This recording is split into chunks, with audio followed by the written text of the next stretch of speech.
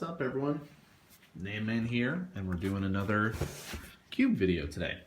So, if you guys watched last one, we were showing off a little bit about what is in the cube, right? What exactly each of the colors is representing. That's going to follow along with our theme. Our theme for the cube is Ravnica. It's essentially block constructed, but it is basically all three blocks that I can pull cards from to fit the specific strategies that I want these colors to be representing. And you can hear Sophie's in the background meowing it out. She wants to be in video too, apparently.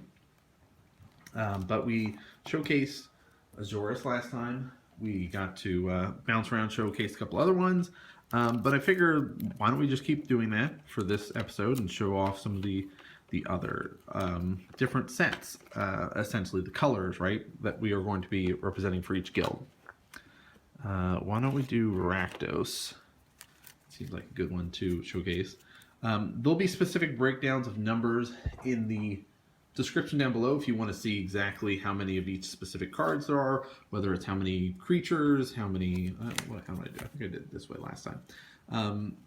You know, how many specific cards, names of the cards, if you're interested in finding out that stuff. But, you know, pay attention to the set symbol. I don't know, it might be hard to see based on how I'm doing it, but you'll notice that these cards are from all across the Ravnica block.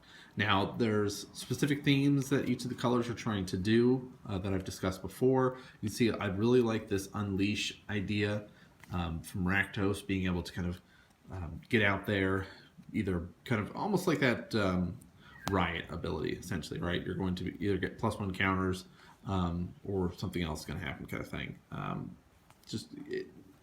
There's like a downside to it, essentially, right? So you get a +1 counter on it, or you know, there's that whole blocking thing. All right, it's a couple of removal. Removal is really important in cubes as well, right? Normally, if we're playing constructed, there's lots of removal available, and you can just kind of build your deck accordingly. When we're doing it this way, it doesn't work that way, right? You have to be very targeted in what kind of cards you want. But nice thing is that Rakdos does get some very powerful and some of the most powerful removal that this cube has to offer. So that is one of the benefits of picking Rakdos when you are doing it. There's, of course, attack and creature related stuff, because the red that is in other things like Gruul fits very nicely with somebody that's playing Rakdos, right? You're running these super powerful creatures, but the top end for Rakdos is, well, Rakdos himself, right? We've got Rakdos in here, Master of Cruelties is in here. You know, I'm trying to base it off of just kind of power level of some of the cards. You'll see all these sort of demons kind of up at the top end of it. You know, they are the kind of the backbone of the upper echelons of our Rakdos. So, you know, adding in some cool cards in here, and just like every time, got to have that mana fixing in there. So that's our Rakdos side of things. Let's keep with this aggro pan. We were mentioning Gruul, so why don't we... That's Selesyna. All right, here we go. Gruul. Okay, Hydras. You have to have a Hydra, right? You can't not have Hydras when you're playing Gruul, right? So again, older stuff, but man, there's ramp essentially is in this guild, right? We're trying to adjust it so it feels wild. You can build up to something really big. So even though like birds might be able to fit in a different guild, right, based on the way it is, the theme that we're doing for Gruul is ramp and big spells, right?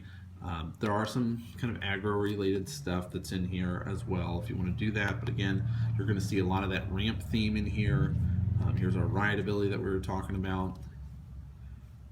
Burning trees in here, like there's some accelerators in a way, but then as we start getting into these kind of mid-rangey stuff, then you're getting some big creatures, right? We're starting to really start to see things more ramp.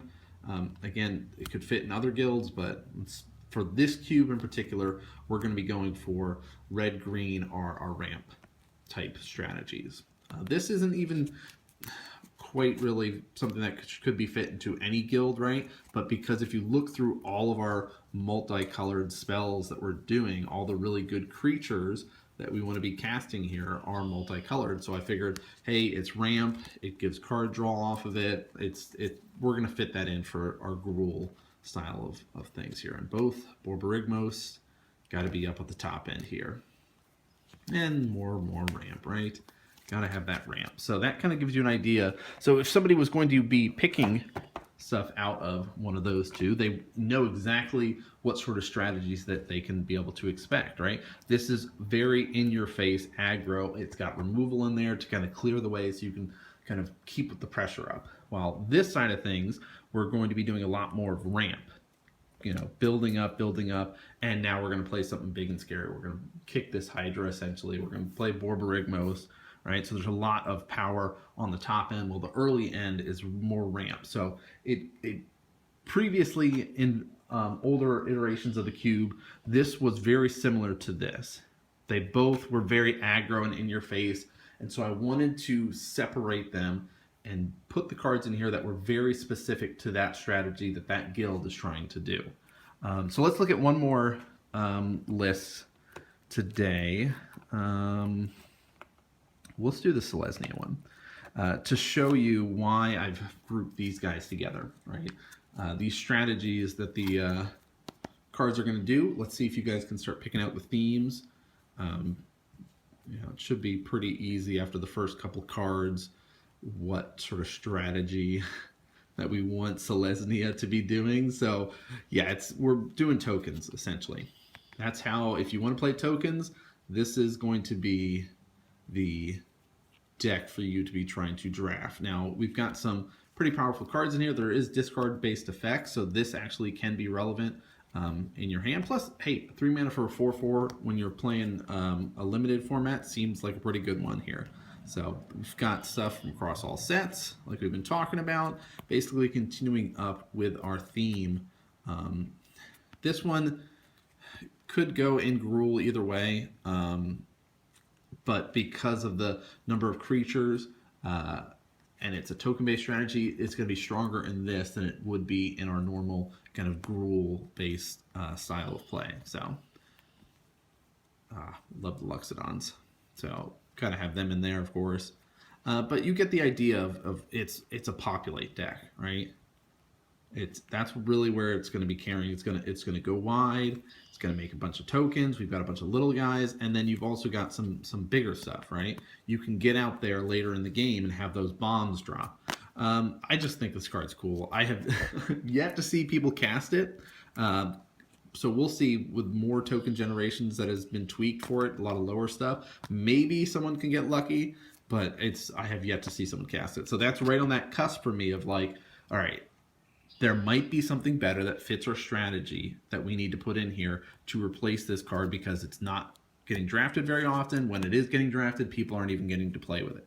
So as cool as a concept of it is like, well, I have the 16/16 indestructible.